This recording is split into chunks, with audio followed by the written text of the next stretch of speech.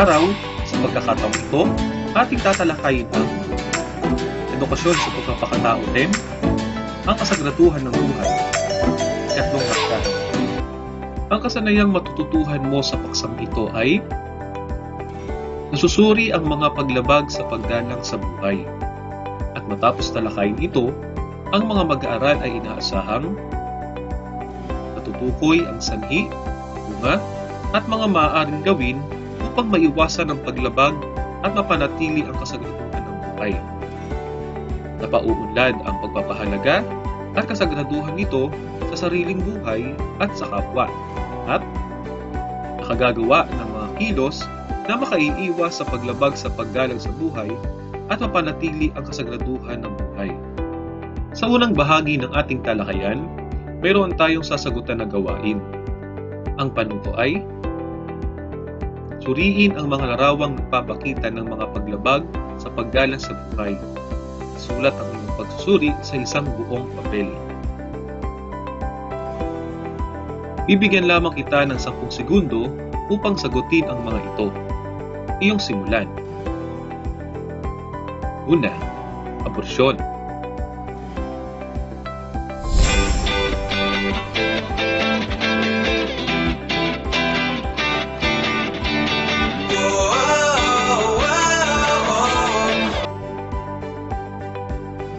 Pangalawa, alkoholismo.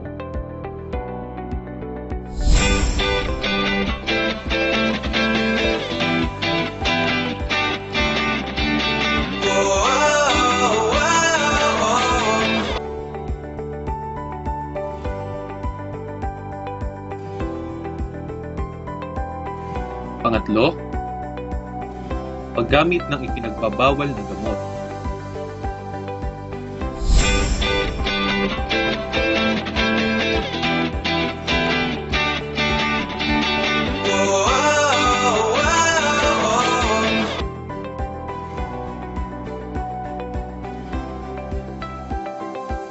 Pang-apat, pagpapatiwakal.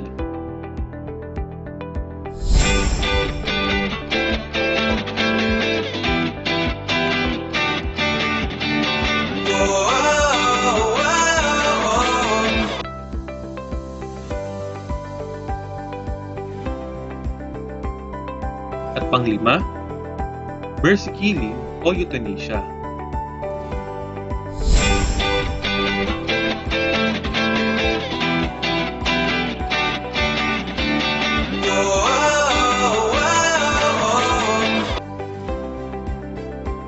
Mahusay!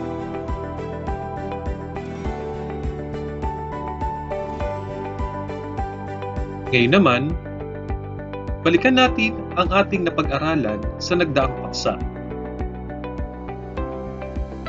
Ang panuto ay ibigay ang maaaring maging kahihinatnan kung gagawin ng isang tao ang mga kilos na labag sa kahalagahan ng buhay. Sulat mo ang iyong sagot sa isang papel.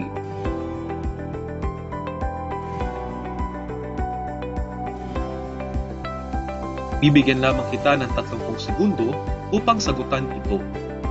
Iyong simulan.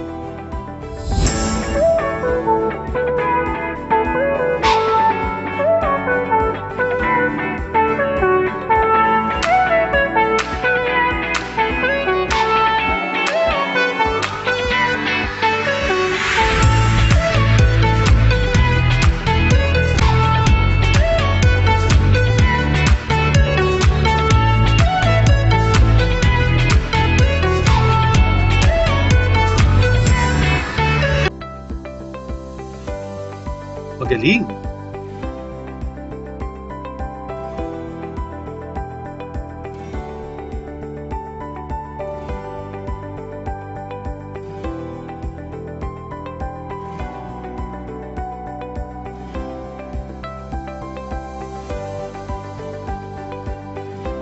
Ngayon naman, tayo nang tumungo sa pagtalakay ng ating paksa, na ang pamagat ay ang kasagraduhan ng buhay.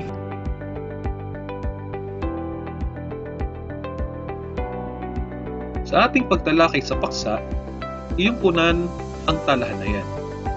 gawing gabay ang iyong makikitang talahanayan. Bibigyan lamang kita ng 1 minuto upang gawin ito. Ang oras mo ay nagsisimula na.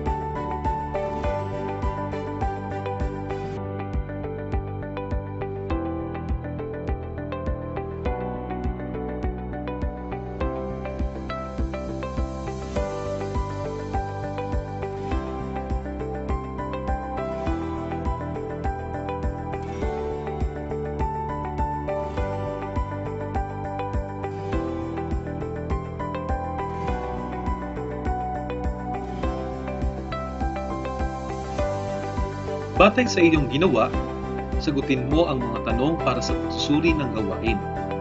Bigyan lamang kita ng 10 segundo upang sagutan ang mga sumusunod. Unang bilang.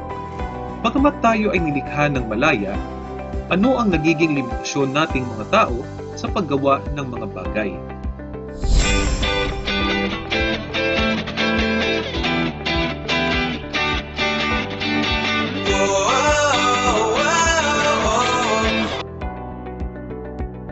Pangalawa, batay sa iyong mga sagot, ano ang ating tungkulin sa ating buhay?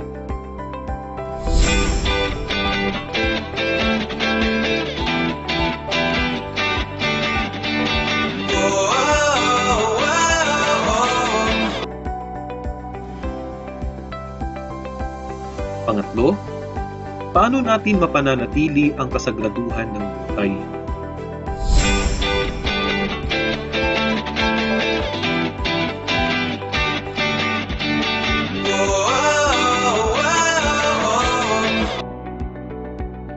Magaling! Ngayon, iyong gawin ang mga pagsasanay na may kaugnayan sa bansa. Para sa unang gawain, ang panuto ay tapusin ang mga pangungusap na sinimulan na nasa ibaba. Sagutin ng buong husay. Unang bilang.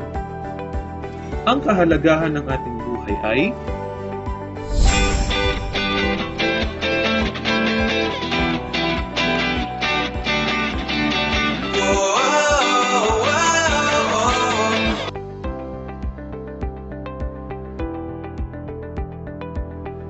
Pangalawa, mapananatili ko ang kahalagahan ng buhay sa pamamagitan ng sapagkat ito ang maghahatid sa akin sa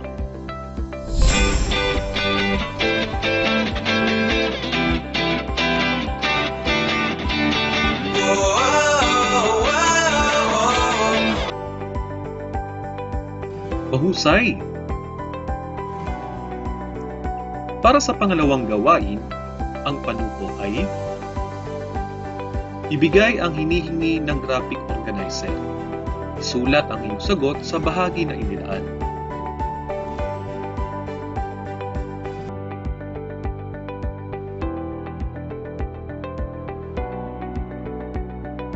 Bibigyan lamang kita ng 20 segundo upang gawin ito. Ang oras mo ay nagsisimula na.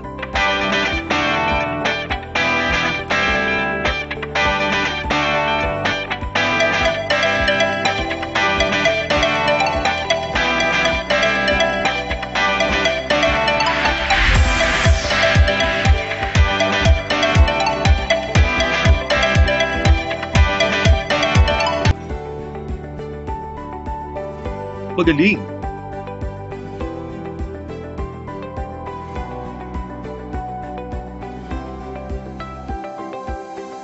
Para sa ikatlong gawain, ang panuto ay gumuhit ng larawan na nagpapakita ng iyong nahihinuhang kinabukasan kung iyong mapananatili ang kahalagahan o kasagraduhan ng iyong buhay. Ang oras mo ay nagsisimula na.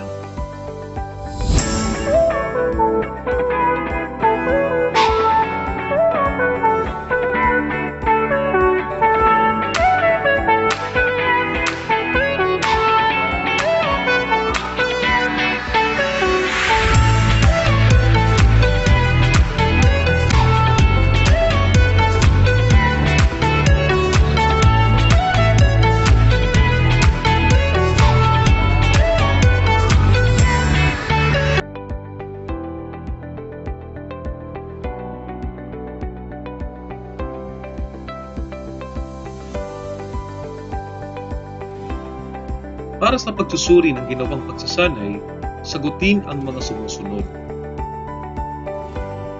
Una, gaano kahalaga ang pagpapanatili ng kasagraduhan ng buhay sa hinaharap?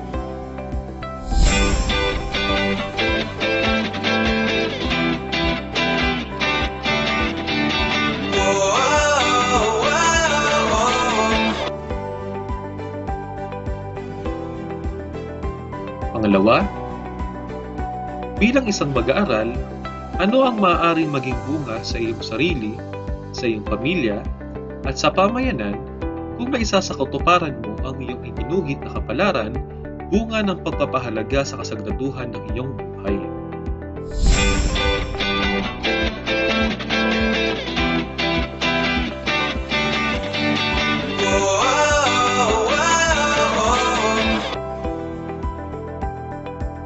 Magaling! Iyong nasagutan ang mga pagsasanay. Ngayon naman, ating basahin ang napakagandang pahayag nito. Ang mga pagsubok ay parte ng ating buhay. Kailangan maging matatag at manalig sa Panginoon na lagi niya tayong sasamahan upang malampasan ang mga pagsubok sa buhay. At ngayon, batay sa pahayag na iyan, sagutin mo ang tanong na ito. Bibigyan lamang kita ng 10 segundo upang sagutin ito. Batay sa nabasa mong pahayag, magbigay ng sariling karanasan na ikay humihingi ng tulong sa Panginoon sa kabila ng mga problema mo sa iyong buhay at ikay sinagot at tinulungan sa mga pagsubok.